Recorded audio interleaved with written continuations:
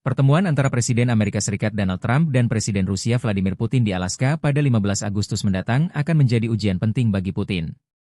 Menurut Sekretaris Jenderal NATO, Mark Rutte, Ukraina harus dan akan terlibat dalam upaya perdamaian apapun jika KTT tersebut berjalan lancar. Rutte mengatakan bahwa tidak akan ada kesepakatan damai yang ditandatangani antara Trump dan Putin tanpa partisipasi Ukraina. Menurut Sekjen NATO ini, pertemuan nantinya adalah uji coba Presiden Trump terhadap keseriusan Putin. Meskipun Rutte menyebut Putin sebagai ancaman utama bagi aliansi Barat, ia menegaskan bahwa Putin tidak memiliki hak untuk menentukan masa depan Ukraina, termasuk posisi militer Ukraina dan postur NATO di negara-negara Timur Eropa. Pentingnya kehadiran Ukraina di meja perundingan juga ditekankan oleh para pemimpin Polandia, negara-negara Baltik, dan negara-negara Nordik. Mereka menyambut baik inisiatif Trump, tetapi menekankan bahwa solusi diplomatik harus melindungi kepentingan keamanan Ukraina dan Eropa. Para pemimpin tersebut juga menegaskan bahwa negosiasi hanya bisa terjadi dalam konteks gencatan senjata, dan tidak akan ada keputusan tentang Ukraina tanpa Ukraina. Sebelumnya, upaya Amerika Serikat untuk menengahi kesepakatan damai gagal, dan perundingan langsung antara Kiev dan Moskow tidak membuahkan hasil. Rusia mengajukan tuntutan maksimalis, termasuk agar Ukraina melepaskan aspirasi bergabung aliansi NATO yang bisa menjadi ancaman bagi Moskow. Pasukan khusus Ukraina menderita kerugian. Dalam sebuah video yang beredar di Telegram, sebuah unit pasukan khusus Direktorat Intelijen Utama Angkatan Bersenjata Ukraina atau GUR, terekam oleh kamera pengintai Rusia. Video tersebut menunjukkan lokasi persembunyian mereka di wilayah pemukiman Sadovo, Chernigov. Kendaraan tempur mereka, termasuk pengangkut personel, terlihat jelas dan terekspos oleh pasukan Rusia. Ini adalah hasil kerja dari unit drone grup utara Rusia. Dalam keterangan video yang diunggah tanggal 11 Agustus 2025, disebutkan bahwa para pejuang grup utara Angkatan Bersenjata Federasi Rusia berhasil menuntaskan tugas mereka. Rekaman lain, Rusia merilis video penghancuran lokasi peluncuran sistem rudal pertahanan udara S-300V Angkatan Bersenjata Ukraina. Serangan menggunakan UAV kamikaze Geranium di wilayah pemukiman Vorozhba. Serangan tepat sasaran mengeliminir target. Konflik Rusia dan Ukraina memasuki tahun keempat, belum ada tanda-tanda dua kubu berdamai.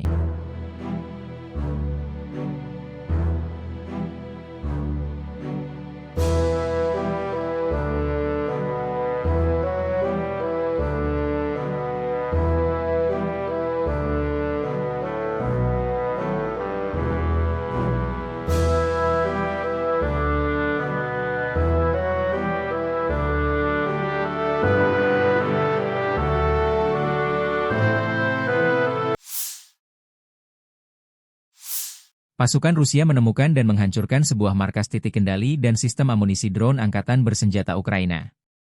Lokasi ini berada di sekitar pemukiman Kleban Banyak. Serangan presisi ini berkat pengintaian yang cermat drone Orlan 30 yang dioperasikan para prajurit Brigade ke-439 Angkatan Bersenjata Donetsk. Setelah target terdeteksi, awak meriam 2A-65M Stabe dari Brigade Artileri Pengawal ke-238 langsung mengambil alih. Di bawah komando perwira senior dengan kode panggilan Sinus, mereka menggunakan amunisi presisi tinggi Krasnopol M2 menghancurkan kedua target tersebut dengan tepat sasaran. Misi selesai, target tereliminasi, demikian dilansir akun resmi militer Donetsk 10 Agustus 2025.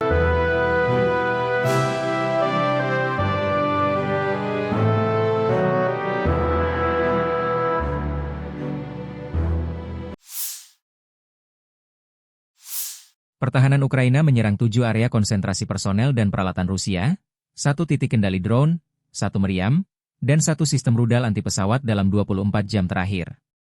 Militer Ukraina juga mengklaim menimbulkan kerugian signifikan pada pihak Rusia. Tercatat, 950 tentara Rusia tewas, 1 tank, 4 kendaraan tempur lapis baja, 70 sistem artileri, 4 sistem roket ganda, 140 drone operasional, 1 rudal, dan 126 unit peralatan militer Rusia berhasil dihancurkan.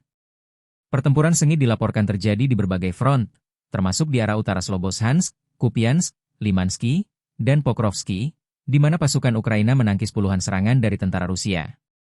Staf Umum Angkatan Bersenjata Ukraina, 11 Agustus, melansir militer Rusia total kehilangan sekitar 1.064.240 tentara di Ukraina sejak dimulainya invasi skala penuh 24 Februari 2022. Jumlah ini tersebut termasuk 1.000 korban yang diderita pasukan Rusia dalam 24 jam terakhir. Rusia juga kehilangan total 11.093 tank, 23.114 kendaraan tempur lapis baja, 58.113 kendaraan dan tangki bahan bakar, 31.380 sistem artileri, 1.462 sistem roket peluncur ganda, 1.204 sistem pertahanan udara, 421 pesawat terbang, 340 helikopter, 50.646 pesawat tanpa awak, 28 kapal dan perahu, serta 1 kapal selam.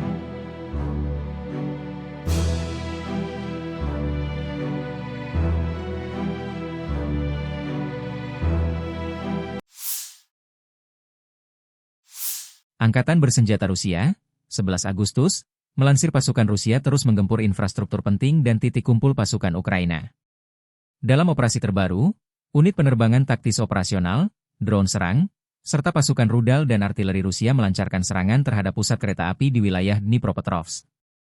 Serangan bertujuan menghentikan pergerakan kembali Angkatan Bersenjata Ukraina, AFU, menuju Donbas.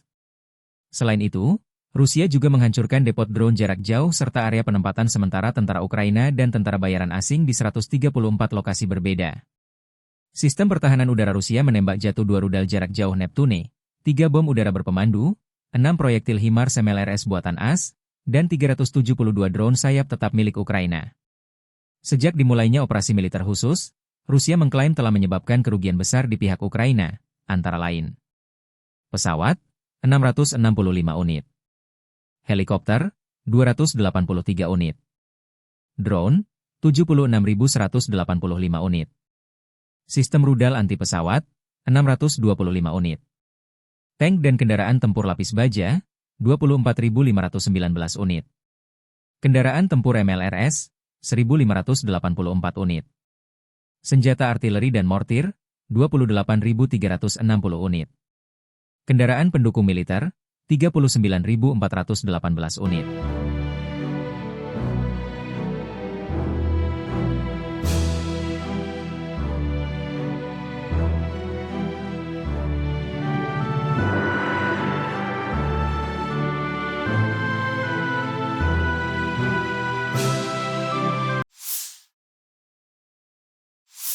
Dikabarkan Presiden Ukraina Volodymyr Zelensky kini mendapatkan dukungan diplomatik dari Eropa dan juga aliansi NATO pada hari Minggu.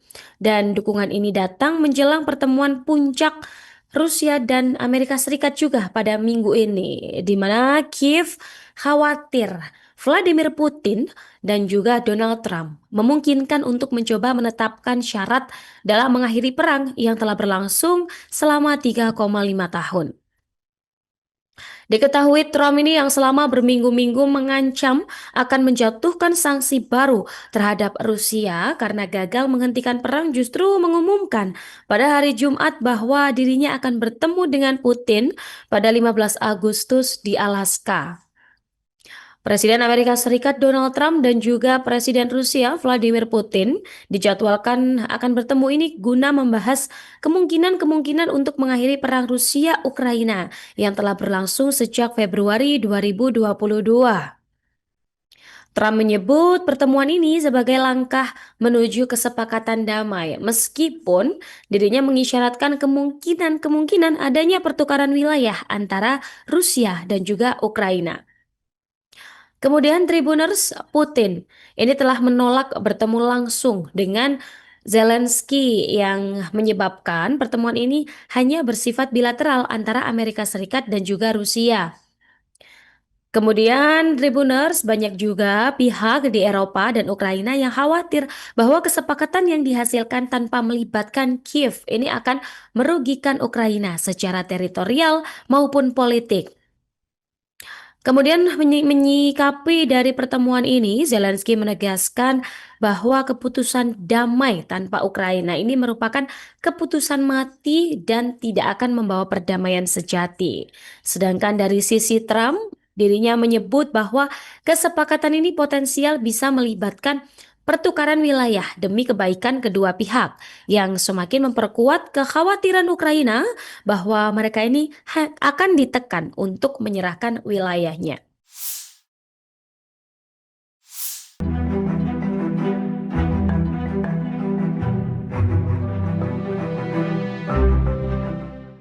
Presiden Ukraina Volodymyr Zelensky menegaskan bahwa dirinya tidak akan menyerahkan wilayah kepada Rusia.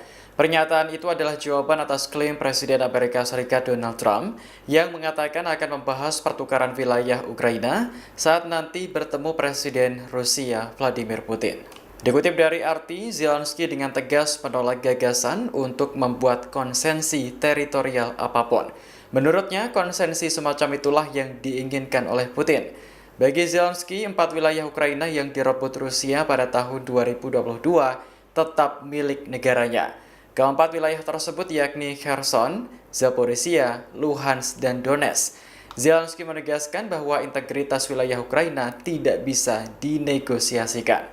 Sebelumnya, Trump mengumumkan bahwa ia akan bertemu dengan Putin di Alaska pada 15 Agustus mendatang. Pertemuan tersebut akan menjadi upaya terbaru mengakhiri konflik yang telah berlangsung lebih dari 3 tahun sejak invasi besar-besaran Rusia ke Ukraina pada Februari 2022. Namun Ukraina dan sejumlah negara Eropa mengingatkan bahwa Kiev harus dilibatkan dalam setiap proses negosiasi. Pada Jumat 8 Agustus kemarin, Trump menyampaikan pertemuannya dengan Putin akan membahas pertukaran wilayah untuk kebaikan Rusia dan Ukraina, namun tanpa memaparkan detail.